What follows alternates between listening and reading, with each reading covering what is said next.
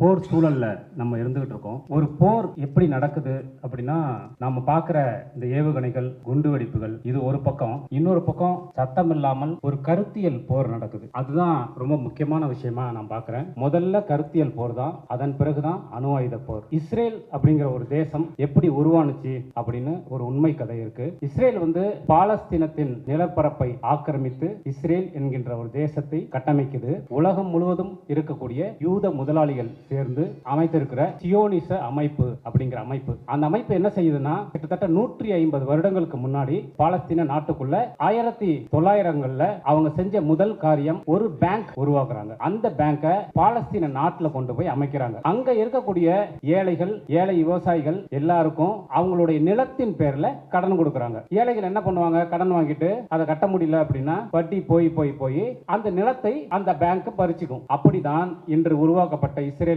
பாதி நிலப்பரப்பு அவங்கள்ட்ட பறிக்கப்பட்ட நிலம். ஒரு தேசத்தை உருவாக்குவதற்கு முதல் கட்டமாக பேங்க், ஒரு வங்கியை உருவாக்கிய அந்த யூத முதலாளிகள் இரண்டாவதாக செய்த காரியம் ஒரு திரைப்பட கழகத்தை உருவாக்கியது. அப்ப அவங்க ரொம்ப தெளிவா 100 வருடங்களுக்கு முன்பே உணர்ந்த விஷயம், ஒரு தேசத்தை உருவாக்க வேண்டும், ஒரு கருத்தியலை பரப்ப வேண்டும், ஒரு யுத்தத்தை நடத்த வேண்டும் என்றால் பணத்திற்கு பிறகு அடுத்ததாக செய்ய வேண்டியது கலை. அவங்க உருவாக்கின விஷயம்